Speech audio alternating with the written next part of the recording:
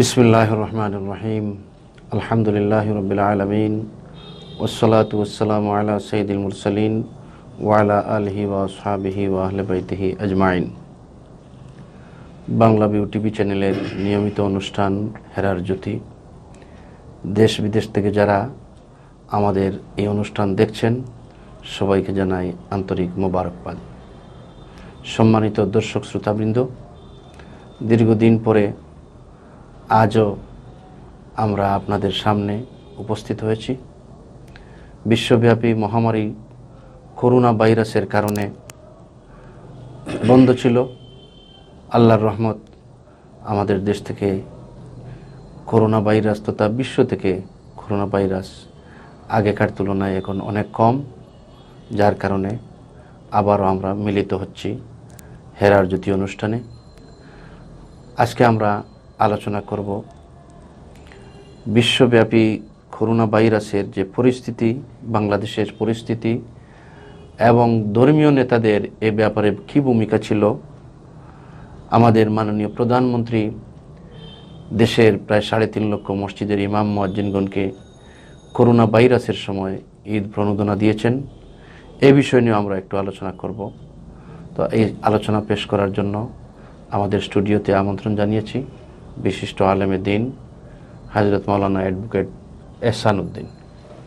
আসসালামু আলাইকুম ওয়া রাহমাতুল্লাহি ওয়া বারাকাতুহু। ওয়া আলাইকুম আসসালাম ওয়া রাহমাতুল্লাহি ওয়া বারাকাতুহু। আপনাকে আমাদের বাংলা ভিউ টিভি চ্যানেলের আজকের অনুষ্ঠানে স্বাগতম।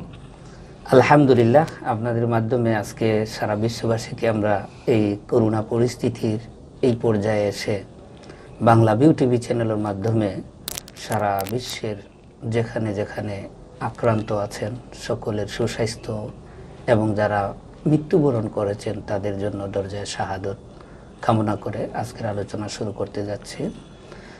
আলহামদুলিল্লাহ।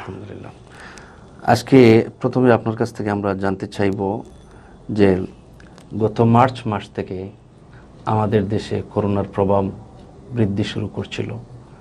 এরপর থেকে এ পর্যন্ত আমাদের দেশের সার্বিক করোনা পরিস্থিতি নিয়ে আপনি একটু আলোচনা করুন।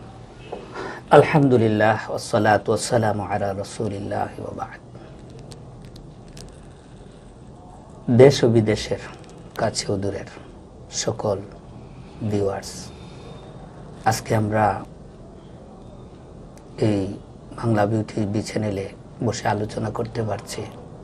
এই জন্য সর্বপ্রথম মহান রব্বুল আলামিনের দরবারে আলিশানে শুকরিয়া স্বরূপ জানাচ্ছি আলহামদুলিল্লাহ। আলহামদুলিল্লাহ।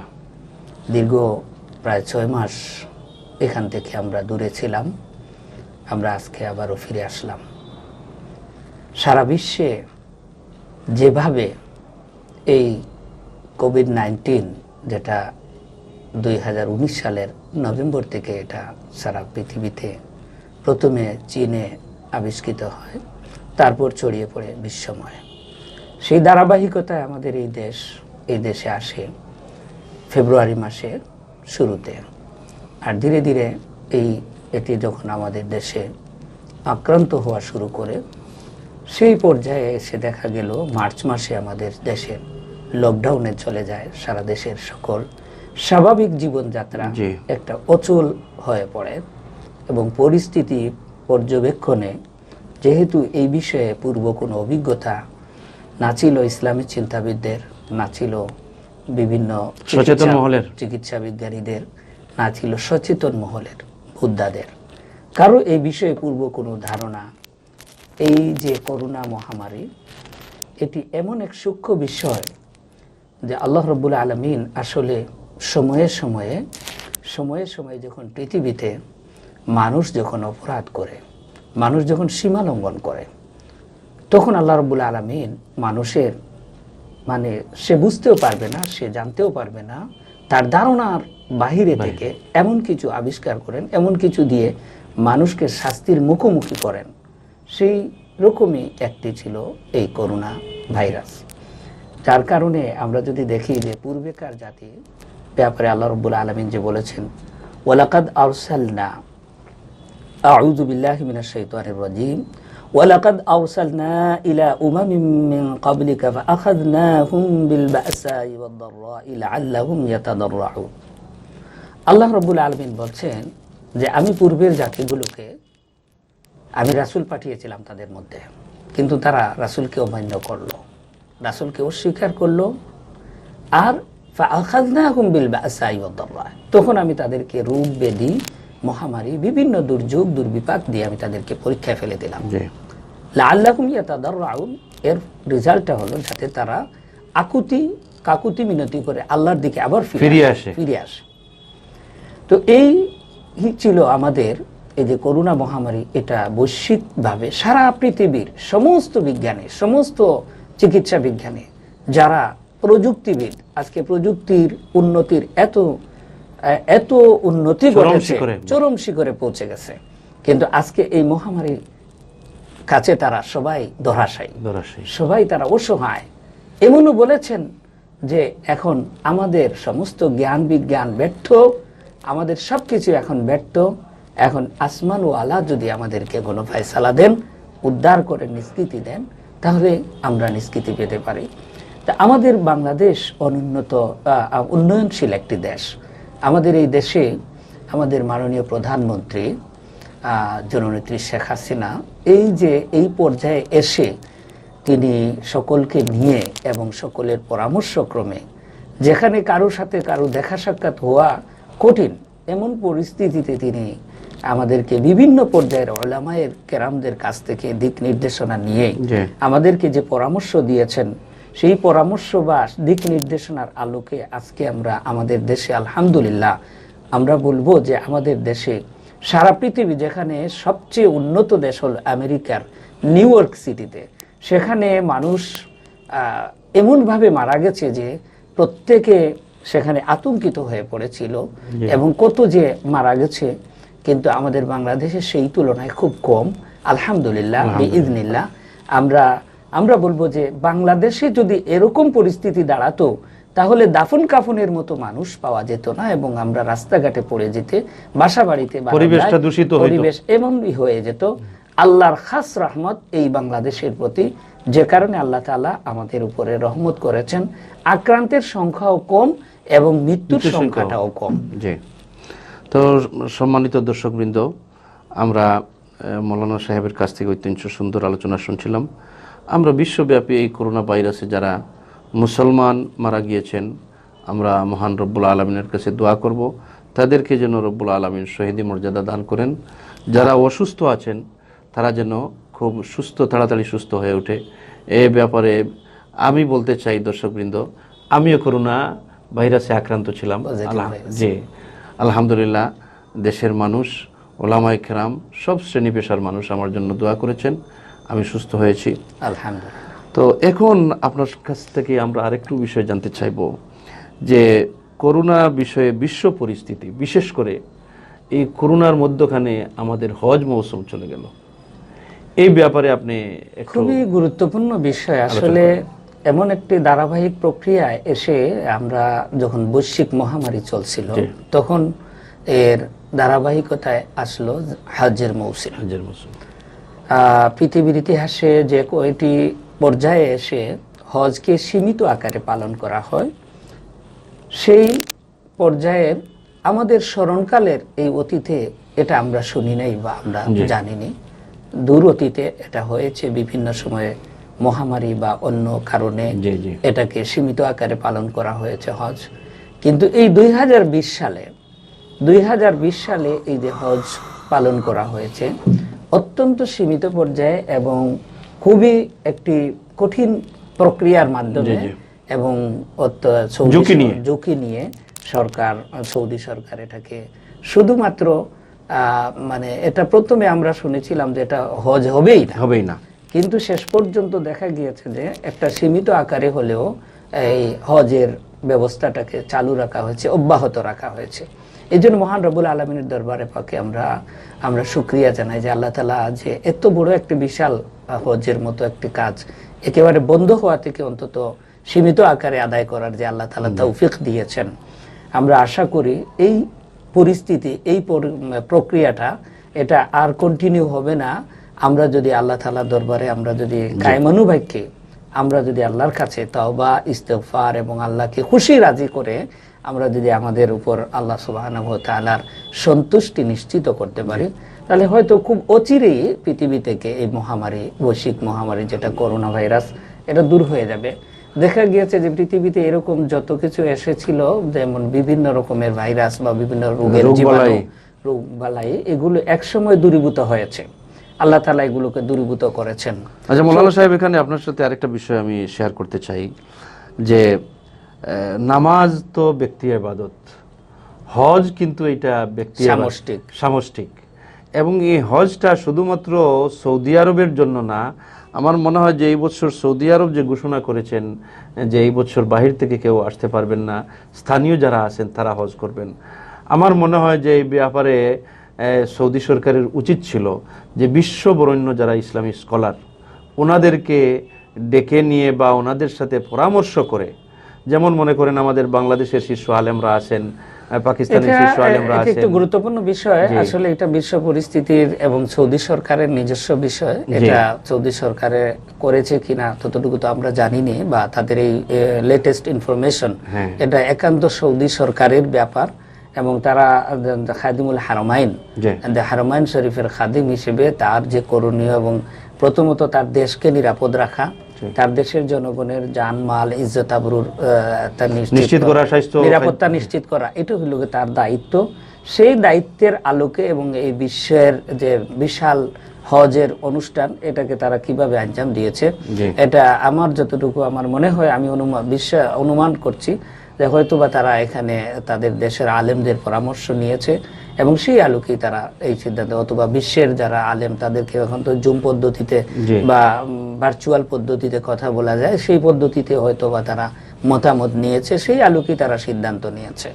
যাই হোক, আমরা এই পবিত্র দুইটা ঈদ, এই দুইটা ঈদও কিন্তু আমরা বাংলাদেশ থেকে এই করোনা ভাইরাসে মধ্যেই আমরা পালন করলাম। খুব কষ্ট লেগেছে। আমরা যেভাবে অন্যান্য বছরে আমরা খোলাখুলি আমেজ, আনন্দ এবং উৎসবের আমেজ থাকে, সেটা আমাদের হয়ে ওঠেনি।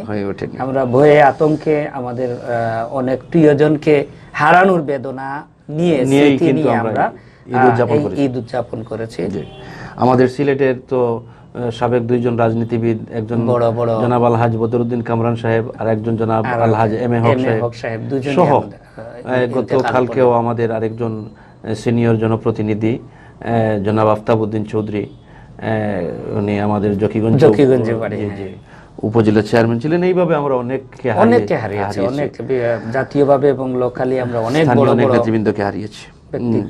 তো যাই হোক, সম্মানিত দর্শকবৃন্দ, করোনা ভাইরাস আসার কারণে আমাদের যে স্বাস্থ্য সেবার বা আমাদের স্বাস্থ্যবিধি মেনে চলার যে একটা সচেতনতা, যে অনুভূতি সৃষ্টি হয়েছে, এ ব্যাপারে আপনি একটু আলোচনা করেন। এটি আসলে একটা পজিটিভ আসলে সবকিছুর কিছু পজিটিভ এবং নেগেটিভ আছে। এখন আমি গত 11 তারিখে ছিলাম ঢাকায়, 2 দিনের সফরে ছিলাম। আমি দেখলাম যে সেখানেও আমি যেগুলো অফিসে গিয়েছি সব জায়গায় দেখেছি যে এখন মানুষের মধ্যে অনেকগুলো ডিসিপ্লিন এবং অনেক শৃঙ্খলা ফিরে এসেছে। এটা হচ্ছে যে করোনার কালীন সময়ে আমাদের করোনা উত্তর আমাদের মধ্যে একটা শিক্ষা, অনেক কিছুতেই আমাদের ব্যক্তিগত জীবন থেকে, আমাদের পারিবারিক জীবন থেকে, রাষ্ট্রীয় জীবনের সকল পর্যায়ে এখন অনেকগুলো ডিসিপ্লিন বা অনেক শৃঙ্খলা আমাদের মধ্যে এসেছে। এবং স্বাস্থ্য সচেতনতার বিষয়ে বিশেষ করে আমি বলবো ধর্মীয় ক্ষেত্রে একটা জিনিস, যে আমাদের দেশে তথা সারা বিশ্বে সবখানেই একটি দোয়া এত বেশি পঠিত হয়েছে যে প্রত্যেক মুসলমান শিশু থেকে নিয়ে বৃদ্ধ পর্যন্ত সকলেই এই দোয়াটা, আল্লাহুম্মা ইন্নী আউযু বিকা মিনাল বারাসি ওয়াল জুনুনি ওয়াল জুযামি ওয়া মিন সাইয়্যিল আসকাম, এই দোয়াটা সবাই মুখস্থ করেছেন। আমি দেখেছি সচিবালয় এবং বিভিন্ন জায়গায় দেখেছি এই দোয়াটা, এবং গাড়িতে, ট্রেনে, সব জায়গায় এই দোয়াটাকে প্রিন্ট করে লাগানো হয়েছে, এবং সকলে ম্যাক্সিমাম মুসলমানের এটা মুখস্থ করে নিয়েছে। অনেক হিন্দু, আমাদের সমাজে তো অনেক হিন্দু লোক আছে, অনেক ভিন্নধর্মী ভাইরাও এটাকে কণ্ঠস্থ করেছেন। এছাড়া আরো দোয়া যেগুলো আমরা যেগুলো ইসলামের শিক্ষা, বিসমিল্লাহিল্লাযী লা ইয়াদুররু মা ইসমিহি শাইউন ফিল আরদি ওয়ালা ফিস সামাই হুয়াস সামিউল আলিম, এই দোয়াগুলিও অনেকে মুখস্থ করেছেন। এটা আল্লাহ সুবহানাহু ওয়া তাআলার নিকটে আত্মসমর্পণের এটা একটা যে রেজাল্ট, যে করোনার কারণে মানুষ আল্লাহমুখী হয়েছেন, জি। আল্লাহকে ভুলে যাওয়ার ফলে যে আল্লাহ রাগান্বিত হয়েছেন, আর এখন আল্লাহমুখী হয়ে আল্লাহকে খুশি করার একটা চেষ্টায় রত আছেন। যাই হোক, আমরা সচেতনতার বিষয়েও জানলাম, এবং আমরা দেখি যে ব্যাংকে মাস্ক ছাড়া ব্যাংকে যাওয়া যাবে না। হ্যাঁ, বিভিন্ন প্রতিষ্ঠানে কোর্ট আদালতে মাস্ক ছাড়া প্রবেশ করা যাবে না। এটা কিন্তু যথেষ্ট একটা সচেতনতা। এবং অনেক আমি দেখেছি যে অনেক হোটেলে বা অনেক আবাসিক হোটেলে এগুলা হাত ভালো করে না ধোয়া পর্যন্ত ভিতরে যাওয়া যাবে না। এবং এই যে স্যানিটাইজার যেগুলা যে আছে, এগুলো চমৎকার আসলে। যে সব জায়গায় আমি বললাম যে সব জায়গায় আমি গত ফেব্রুয়ারিতে গিয়েছিলাম 2 বার ঢাকায়, এরপরে গেলাম গেলাম প্রথম 11, 12, 13 3 দিন। তো সেখানে আমরা দেখছি যে সব জায়গায় যে হাত ধোয়ার ব্যবস্থাটা রাখা হয়েছে, হাত ধোয়ার ব্যবস্থা, এবং সব জায়গায় যে স্যানিটাইজারের যে সবার ব্যবহার নিশ্চিত করা হয়েছে। এটা কিন্তু একটা বড় ধরনের আমাদের বলবো সচেতনতা, যে সবাই বুঝতে পেরেছে যে এই ব্যাপারটা। আমরা এমনিতেই আমরা যখন খালি মুখে চলাফেরা করি তখন আমাদের দেখা যাবে যে নাকে মুখে বিভিন্ন ধরনের জীবাণু, বিভিন্ন ধরনের ভাইরাস আমাদের মধ্যে ঢুকতেছে, আমাদের প্রচন্ড ক্ষতিকর এগুলো আমাদের মধ্যে এসে প্রবেশ করছে। যখন আমরা বারবার হাত ধুই, বিশেষ করে যারা নামাজি এবং যারা নামাজ পড়েন 5 ওয়াক্ত, তারা তো 5 বার বাধ্য হয়েই অজু করতে হয়, এবং অজু করছেন, নাক পরিষ্কার করতেছেন, মুখ পরিষ্কার করতেছেন। এগুলো করার কারণে ওনাদের অতিরিক্ত একটা পরিচ্ছন্নতা অবশ্যই আসতেছে। তো সম্মানিত দর্শক শ্রোতাবৃন্দ, আমরা একটা কৃতজ্ঞতা প্রকাশ করতে হয় আমাদের দেশের প্রধানমন্ত্রী, মাননীয় প্রধানমন্ত্রী শেখ হাসিনা। উনি প্রত্যেকটা সেক্টরের মানুষকে এই করোনা ভাইরাসের সময় ওনার নিজস্ব তহবিল থেকে, সরকারি তহবিল থেকে উনি সহযোগিতা করেছেন। এই বাংলাদেশের প্রায় 3.5 লক্ষ মসজিদের ইমাম মুয়াজ্জিনদেরকেও কিন্তু উনি বলেন নাই। আলহামদুলিল্লাহ, প্রায় 244 কোটি টাকা আমাদের প্রত্যেক মসজিদে তিনি যে কয়টি বক্তব্য দিয়েছেন, সব বক্তব্যেই মাননীয় প্রধানমন্ত্রী বলেছেন এটা ইমাম মুয়াজ্জিনদের জন্য ঈদ বোনাস। তিনি বিভিন্নভাবে সকল শ্রেণী পেশার মানুষকে, সাংবাদিক জগৎকে, চিকিৎসকদেরকে, ব্যবসায়ীদেরকে এবং নিম্ন আয়ের মানুষদেরকে, তার পাশাপাশি যে তিনি এটাকে স্মরণ রেখেছেন যে মসজিদের ইমাম মুয়াজ্জিন সাহেবগণ, সত্যিকার অর্থে যে মসজিদের ইমাম মুয়াজ্জিন সাহেবগণ যে এখানে ঝুঁকি নিয়ে সালাতে ইমামতি করেছেন, মসজিদে আসতেছেন, মসজিদে এসেছেন, তারা একদিনের জন্য মসজিদ বন্ধ করেননি। এই যে ঝুঁকিপূর্ণ একটা সময়ে যেভাবে প্রশাসনের লোকজন, পুলিশ প্রশাসন বলেন এবং নির্বাহী প্রশাসন বলেন এবং চিকিৎসকগণ, তারা যেভাবে কাজ করেছেন, তার পাশাপাশি মসজিদের ইমাম মুয়াজ্জিনগণ ও কাজ করেছেন, মসজিদে গিয়ে 5 ওয়াক্ত সালাত আদায়ের ব্যবস্থা সুচারুরূপে তারা সম্পন্ন করেছেন। সেই ক্ষেত্রে মাননীয় প্রধানমন্ত্রী যেটাকে স্মরণ করেছেন, এটা কিন্তু একটা অত্যন্ত প্রশংসনীয়। এবং আমরা সারা দেশের আমরা ইমাম সমাজের পক্ষ থেকে, বিশেষ করে আমি বাংলাদেশ জাতীয় ইমাম সমিতির পক্ষ থেকে এবং সরকারি কলেজ ইমাম মুয়াজ্জিন ঐক্য পরিষদের পক্ষ থেকে মাননীয় প্রধানমন্ত্রীকে আন্তরিক শুভেচ্ছা এবং মুবারকবাদ জানাই। তাছাড়া এই বছর আমরা দেখলাম যে ইমাম মুয়াজ্জিন যে কল্যাণ ট্রাস্ট আছে আমাদের, এই কল্যাণ ট্রাস্ট থেকে বিগত বছরগুলোতে প্রতি উপজেলায় 1-2 জনকে দেওয়া হতো, কিন্তু এইবার প্রথম প্রত্যেক উপজেলা থেকে 12 জন করে, বিশেষ করে ঢাকা মহানগরীতে এত বেশি দেওয়া হয়েছে যে 5,000 টাকা করে। এটা হলো যে ওই প্রণোদনা বা ঈদ বোনাসের বাহিরে যারা ইমাম মুয়াজ্জিন কল্যাণ ট্রাস্ট থেকে আলাদা করেও অসংখ্য ইমাম মুয়াজ্জিনকে এটা 5,000 টাকা করে দেওয়া হয়েছে ইমাম মুয়াজ্জিন কল্যাণ ট্রাস্ট থেকে। আমরা এই জন্য মাননীয় প্রধানমন্ত্রীর সুস্বাস্থ্য দীর্ঘায়ু কামনা করি এবং তার যে এই মহতি উদ্যোগের জন্য আমরা প্রশংসা করি, এবং এইভাবে যেন এই কার্যক্রমটা আরো ভবিষ্যতে অব্যাহত থাকে। এটা আমি দর্শকদের উদ্দেশ্যে বলতে চাই যে বিশ্বে অনেক দেশ আছে যে দেশের সংখ্যাগরিষ্ঠ মুসলমান, ইসলামী আইন কানুনও চলতেছে, কিন্তু সেই দেশেও কিন্তু ইমাম মুয়াজ্জিন সাহেবদেরকে এইভাবে ঈদ প্রণোদনা বা উৎসাহ ব্যঞ্জক এইভাবে কোনো কিছু দেওয়া হয় নাই। এই জন্য আমাদের দেশের মাননীয় প্রধানমন্ত্রী শেখ হাসিনাকে আমরা ইমাম সমিতির পক্ষ থেকে, সারা বাংলাদেশের মসজিদের ইমামদের পক্ষ থেকে আমি মুবারকবাদ জানাই। তবে আরেকটি কথা বাকি রয়ে গেছে, যে বিষয়টি হচ্ছে আমাদের যে তালিকাগুলো করা হয়েছিল সেই তালিকায় কিন্তু অনেক মসজিদের নাম উঠে আসে নাই। এগুলা ইসলামিক ফাউন্ডেশনের মাধ্যমে করা হয়েছে তাৎক্ষণিকভাবে। এই বিষয়টা আমি বলি, আমি ইসলামিক ফাউন্ডেশনের সাথে বারবার যোগাযোগ করেছি। তারা যেটা বলেছেন যে খুব কম সময়ের মধ্যে এই তালিকাটা দেওয়ার কথা বলা হয়েছিল, যে কারণে তাড়াহুড়া করে তারা দিতে গিয়ে আগের যে তালিকাটা করা ছিল, নতুন আপডেট যেটা নতুন নতুন যে মসজিদগুলো বা পরবর্তীতে যেটা হয়েছে সেই মসজিদগুলো তখন অন্তর্ভুক্ত হয় নাই ওই তালিকার। সেই কারণে তারা তালিকাটা দিয়েছিলেন, আর কিছু মসজিদ বাদ পড়ে গেছে। তারপরে আবার পুনরায় তারা বাদ পড়া মসজিদের তালিকাগুলো আবার পুনঃসংযোজন করেছেন। আমি দাবি জানাচ্ছি যে এই তালিকায় যারা বাদ পড়া মসজিদগুলো যেন আবারও ইমামদেরকে সেই প্রণোদনাটা দেওয়া হয়। আমি শুনেছি এখনো দেওয়া হয় নাই, এইটা যেন দেয়া হয়। তাহলে আমাদের দেশের মসজিদের ইমাম সাহেবরা যারা অত্যন্ত নিরলসভাবে ধর্মীয় দায়িত্ব পালনের পাশাপাশি মানবতার কল্যাণে এবং মানুষের সচেতনতা বৃদ্ধিতে, বিশেষ করে মানবাধিকার এবং শিশু অধিকার, নারী অধিকার, সকলের অধিকার, সাম্প্রদায়িক সম্প্রীতি, এগুলো রক্ষায় যে একটি উল্লেখযোগ্য ভূমিকা পালন করে যাচ্ছেন। এবং এই যে আমাদের এটা আছে না, জঙ্গিবাদ, সন্ত্রাসবাদ, মাদকাসক্তি নির্মূলে ইমামরা কাজ করে যাচ্ছেন। তার পাশাপাশি আমি আরেকটি দাবি এই বাংলা ভিউ টিভি চ্যানেলের মাধ্যমে করতে চাই যে আমাদের দেশের 3 লক্ষের উপরে মসজিদ আছে, সবখানে একটা সেন্ট্রাল নীতিমালা আছে, বেসরকারি পর্যায়েও সেন্ট্রাল নীতিমালা আছে, কিন্তু আমাদের দেশে মসজিদগুলো পরিচালনার জন্য কেন্দ্রীয় কোনো নীতিমালা নাই। আমি মাননীয় প্রধানমন্ত্রী এবং আমাদের এই ব্যাপারে আমাদের যারা দায়িত্বশীল আছেন সকলের কাছে সবিনয়ে জানাতে চাই যে মসজিদ ব্যবস্থাপনা নীতিমালা রূপে ধর্ম মন্ত্রণালয় থেকে যে একটি নীতিমালা করা হয়েছে সেটা যেন আরো পুনর্বিন্যাস করে সুসংহত করে একটু সংযোজন করে এটাকে যেন সুন্দরভাবে সারা দেশে একটি কেন্দ্রীয় নীতিমালা আর আলোকে যেন মসজিদগুলি পরিচালিত হয়। তাহলে এই জাতীয় দেশের যে কোনো ক্রান্তিকালে মসজিদের ইমামদের দায়িত্ব পালনে আরো বলিষ্ঠ ভূমিকা পালন করা সম্ভব হবে। এখানে আমি আর একটু বলতে চাই, সম্মানিত দর্শক শ্রোতাবৃন্দ, আমরা এই যে মাননীয় প্রধানমন্ত্রী যে ঈদ বোনাস যেগুলো পাইছি, এই ঈদ বোনাসগুলা কিন্তু আমাদের অনেক ইমাম সাহেবদের হাতে আসে নাই। ইমাম প্রধানমন্ত্রী দিয়েছেন ইসলাম ফাউন্ডেশনের মাধ্যমে, কিন্তু এইগুলা অনেক ইমাম সাহেবদের হাতে আসে নাই, এগুলা মসজিদের অ্যাকাউন্টে চলে গেছে। এই ব্যাপারে আপনি একটু এই বিষয়টি আমি যেহেতু শুরু থেকে আমি জড়িত ছিলাম এবং আমি অনেক জায়গায় ফোন করে আমি বিশেষ করে ইসলামিক ফাউন্ডেশনের মাননীয় মহাপরিচালক স্যারের সাথে আমি ফোনে আলোচনা করেছি এবং আমাদের সিলেটের যিনি পরিচালক ইসলামিক ফাউন্ডেশনের তার সাথে বারবার যোগাযোগ করেছি।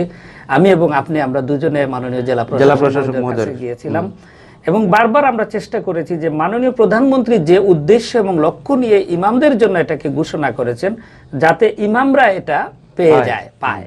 কিন্তু সেই ক্ষেত্রে আমাদের কিছুটা ভুল বুঝাবুঝি হওয়ার কারণে আমাদের ইসলামিক ফাউন্ডেশনের মাননীয় মহাপরিচালকের যে দেয়া পরিপত্র বা যে নির্দেশনা সেইখানে একটি ভুল বুঝাবুঝি থাকার কারণে অনেক মসজিদ, সেটা কিছু মসজিদ যেটা আমরা শুনেছি যে এখনো ইমামদেরকে সেই টাকা দেয়া হয় নাই। আমরা দাবি জানাবো, আমরা বলবো, অনুরোধ করব বিশেষ করে যে এই মসজিদের ইমামদের জন্য মাননীয় প্রধানমন্ত্রীর এই একান্ত সদিচ্ছার ফলশ্রুতি স্বরূপ এই যে অনুদান বা প্রণোদনা ঘোষণা করেছেন এটা যেন ইমামদের হাতে তুলে দেয়া হয়, ইমাম মুয়াজ্জিনদের কাছে তুলে দেয়া হয়। যাই হোক, আলহামদুলিল্লাহ আমরা শেষ পর্যায়ে চলে আসছি। আমরা শেষ করার আগে আরেকটা বিষয়ে, এই করোনা পরিস্থিতিতে প্রায় দীর্ঘ 6 মাস 5 মাস 6 মাস থেকে যে আমরা বাংলাদেশ তথা বিশ্বে একটা পরিস্থিতি উপলব্ধি করছি, আত্মীয়তার বন্ধন বলেন, বিবাহ শাদী বলেন, যে একটা সমাগম, সেই সমাগমটা হচ্ছে না, বিবাহ শাদী হচ্ছে একদম খুব সীমিত আকারে বা অন্যান্য যে বিষয়গুলা, আমরা 2টা ঈদ অতিক্রম করলাম, খোলাখুলি নাই, ঈদের নামাজ পড়ে যার যার মতো করে সালাম কালাম করেই, আর কোনো হাত মিলানো নাই এবং মুসাফাও নাই, মুআনাকাও নাই, আমরা চলে গেলাম। তো এখানে আমাদের ইমাম সাহেবদের কি ভূমিকা ছিল? আপনি যেহেতু সিলেট জেলা ইমাম সমিতির সভাপতি, সরকারের পক্ষ থেকে যে কোনো নির্দেশনা আসুক ইসলামিক ফাউন্ডেশনের মাধ্যমে আমাদের কাছে পৌঁছে দেয় এবং বিশেষ করে আমরা ইমাম সমিতির আমরা নেতৃবৃন্দ এই বিষয়গুলি অত্যন্ত সিনসিয়ারিটি এবং সচেতনতার সাথে ইমামদের কাছে আমরা পৌঁছিয়ে দেই এবং আলহামদুলিল্লাহ সরকার এখন এমন সুন্দর একটি নেটওয়ার্ক তৈরি হয়েছে যে আমরা সরকারের যে কোনো নির্দেশনা অনলাইনে দেখার সাথে সাথে ইমামদের মাধ্যমে এটাকে পাবলিকের দুর্গুড়ায় একেবারে সহজে পৌঁছে দেয়। এই জন্য যে কোনো সচেতনতামূলক দিক নির্দেশনা যখনই আমাদের কাছে এসেছে, আমরা সাথে সাথে সেটাকে সকল মানুষের, পাবলিকের, জনগণের একেবারে কর্ণকুহরে আমরা পৌঁছিয়ে দিয়েছি। বিশেষ করে এই ক্ষেত্রে মিডিয়ার চাইতে মসজিদের ইমামদের ভূমিকা ছিল সবচেয়ে বেশি এবং প্রশংসনীয়। আলহামদুলিল্লাহ, আমরা বলবো যে মসজিদের ইমামরা মসজিদের মাইকে জুমার দিনে জুমা পূর্ব খুতবায় এবং 5 ওয়াক্ত নামাজের পরে যে একটু সময় থাকে সেই সময়েও তারা এই বিষয়গুলি কথা বলেছেন। আর যার ফলশ্রুতিতে আমাদের দেশ আলহামদুলিল্লাহ এত নিরাপদ, এত সুন্দরভাবে আমাদের দেশ, আমরা একটি উন্নয়নশীল দেশ হওয়া সত্ত্বেও আমরা এত সুন্দরভাবে আমরা নিজেদেরকে এখনো নিরাপদে রেখেছি। আল্লাহ। আরেকটা বিষয়ের সাথে আমি সংযুক্ত করতে চাই যে আমরা 2টা ঈদ অতিক্রম করেছি। ঈদের নামাজের আগে ইমাম সাহেবরা, এই বছর তো আলহামদুলিল্লাহ প্রত্যেকটা মসজিদে ঈদের নামাজ হয়েছে, যার কারণে মসজিদের ইমাম সাহেবগণ ঈদের নামাজে তো অনেক মানুষ সবই প্রায় সবই আসেন। ইমাম সাহেবগণ কিন্তু এইখানে উল্লেখযোগ্য একটা ভূমিকা পালন করে, যে মুসাফা করা যাবে না, মুআনাকা করা যাবে না, বা সরকারের যে নির্দেশনাগুলো আছে সেই নির্দেশনাগুলো যথাযথভাবে, সরকারের যে স্বাস্থ্যবিধির যে নির্দেশনাগুলো সবগুলো মসজিদের একেবারে সর্বান্তকরণে আমরা যার সাক্ষী, সর্বান্তকরণে। এবং প্রশাসনের অনেক দায়িত্বশীল কর্মকর্তা বৃন্দ মসজিদে নিজেরা গিয়েছেন, সাংবাদিক বৃন্দ গিয়েছেন, বিভিন্ন গোয়েন্দা সংস্থার লোকজন গিয়েছেন। তারা দেখেছেন যে মসজিদের ইমাম সাহেবগণ এটা তারা একেবারে অক্ষরে অক্ষরে পালন করে যাচ্ছেন। আলহামদুলিল্লাহ, এই জন্য মসজিদের ইমাম সাহেবদেরকে আমরা ইমাম সমিতির পক্ষ থেকে মোবারকবাদ জানাই, ধন্যবাদ জানাই। দেশের জাতীয় এবং আন্তর্জাতিক যে কোনো ক্রান্তিক লগ্নে যেন আমরা এইভাবে মানুষের জন্য, দেশের জন্য, দশের জন্য আমরা যেন এইভাবে কাজ করে যেতে পারি। আল্লাহ তাআলা আমাদেরকে তৌফিক দান করুন। লাস্টে আরেকটা বিষয়ে আমরা আলোচনা করতে চাই যে করোনা ভাইরাস আমরা দেখছিলাম যে মোটামুটি একটা পর্যায়ে চলে আসছে, একদম জিরো টলারেন্সে প্রায় চলে আসছিল, কিন্তু এখন দেখা যায় আবার এটা বেড়ে গেছে। আসলে এই বিষয়টা আমরা দেখছি যে করোনা ভাইরাসটা অনেকটা নিয়ন্ত্রণে আসার ফলে আমাদের দেশের মাদ্রাসাগুলি, বিশেষ করে প্রাথমিক পর্যায়ে মাননীয় প্রধানমন্ত্রী নির্দেশে বা অনুমতি ক্রমে আমাদের হাফিজি মাদ্রাসাগুলি খুলে দেওয়া হয়েছিল 12 জুলাই থেকে। তারপরে আবার দেখা গেল আমাদের এই আগস্টের 8 তারিখ থেকে দেয়া হয়েছে মাদ্রাসাদের, নুরানি মাদ্রাসাগুলো এবং কওমি মাদ্রাসাগুলো। কিন্তু ইদানিং দেখছি যে আমরা আমাদের মধ্যে অনেকগুলো মাদ্রাসা প্রায় বন্ধ হয়ে গেছে, নিজ উদ্যোগে বন্ধ করে দিয়েছেন। অধিকাংশ ছাত্র, অধিকাংশ শিক্ষক সেখানে অসুস্থ হয়ে গেছেন। এটাকে অনেকে বলছেন যে এটা সিজনাল, যে এখন গরম গিয়ে শীত আসতেছে, এই যে একটা ট্রানজেকশন আবহাওয়ার, এই আবহাওয়াজনিত কারণে অনেকের হচ্ছে। তো আলহামদুলিল্লাহ এই যে হচ্ছে এটাও আবার সুস্থতার মাত্রাটাও ভালো। মানে এখানে দেখা যাচ্ছে যে নরমাল যে ঔষধ, সর্দি, জ্বর, কাশি এগুলো হওয়ার পরে যে ঔষধগুলো আমরা খাই বা ব্যবহার করি, সেই ঔষধগুলোর দ্বারাও আমাদের মানে ট্রিটমেন্ট হয়ে যাচ্ছে, ভালো হয়ে যাচ্ছে। সেজন্য ভয়ের কোনো কারণ নেই। আমরা বলবো যে মসজিদ, মাদ্রাসা বা শিক্ষক, ছাত্র, যারা অভিভাবক উদ্বিগ্ন অবস্থায় আছেন, আমরা সকলকে বলবো যে ভয়ের কোনো কারণ নাই। এটা সিজনাল হয়ে থাকে, এই বছর হয়তো একটু বেশি হচ্ছে, সেই জন্য আল্লাহ তাআলার কাছে আমরা দোয়া চাইবো যে আল্লাহ তাআলা যেন আমাদেরকে সব ধরনের রোগ ব্যাধি থেকে আমাদেরকে হেফাজতে রাখেন। সম্মানিত দর্শকবৃন্দ, আমরা অনেক আলোচনা শুনলাম এবং অনেক দাবি দাবাগুলো আমরা আজকে বাংলা ভিউ টিভি চ্যানেলের মাধ্যমে সংশ্লিষ্ট কর্তৃপক্ষ, বিশেষ করে মাননীয় প্রধানমন্ত্রীর প্রতি 2টি আমরা দাবি রেখেছি। প্রথমটি হচ্ছে যে বাদ পড়া যে সমস্ত মসজিদগুলো আছে, ইমাম সাহেবরা প্রণোদনা পান নাই, সেই মসজিদগুলাতে আবার ইমাম সাহেবদেরকে প্রণোদনা দেওয়া। আর দ্বিতীয়টি হচ্ছে পুরা বাংলাদেশের মসজিদের জন্য, ইমামদের জন্য না, মসজিদের জন্য একটা সার্ভিস রুলস, যেটা ধর্ম মন্ত্রণালয় মোটামুটি একটা করা আছে, সেইটাকে পরিমার্জন, সুসংহত করে, যেহেতু আপনি সব সেক্টরে কাজ করেছেন এবং করছেন, মসজিদের ইমামদের জন্য, মসজিদের জন্য একটা কাজ করার আমরা দাবি জানাচ্ছি। এবং এটা যে 560টি মডেল মসজিদ হচ্ছে, সেই মডেল মসজিদগুলোতে এই সার্ভিস রুলসকেই আওতায় চলে, এটাকে যেন সারা দেশের মসজিদগুলোকে অনুসরণ করতে পারে, সেই একটি নীতিমালা যেন তৈরি হয়, সেই আশাবাদ ব্যক্ত করছি। পরিশেষে আমরা দেশ এবং জাতি, সারা বিশ্বের মানুষের জন্য দোয়া করছি, আল্লাহ যেন সকল মানুষকে এই বিশ্বময় যে করোনা পরিস্থিতি, সেই করোনা পরিস্থিতি থেকে হেফাজত করুন। এবং যারা মারা গিয়েছেন, যারা মুসলমান, আল্লাহ তাআলা তাদেরকে শহীদি মর্যাদা দান করেন, তাদের পরিবার পরিজনকে আল্লাহ তাআলা সবরে জামিল দান করুন, এবং আমাদেরকে আল্লাহ পাক রব্বুল আলামিন এই মহামারী থেকে হেফাজত করুন। আর আমরা সেই দোয়াটা আবারও পড়ি, আল্লাহুম্মা ইন্নী আউযু বিকা মিনাল বারাসি ওয়াল জুনুনি ওয়াল জুযাম ওয়া মিন সাইয়্যিল আসকাম। আল্লাহ পাক রব্বুল আলামিন আমাদের সকল মেহনতকে কবুল করুন। বাংলা ভিউ টিভি চ্যানেলের এই অনুষ্ঠান আপনারা দেখবেন এবং অন্যকে দেখার সুযোগ করে দেওয়ার জন্য আপনারা শেয়ার করবেন, কমেন্ট করবেন, লাইক করবেন, আমাদের সহযোগিতা করবেন। ধন্যবাদ সবাইকে। আসসালামু আলাইকুম ওয়া রাহমাতুল্লাহ।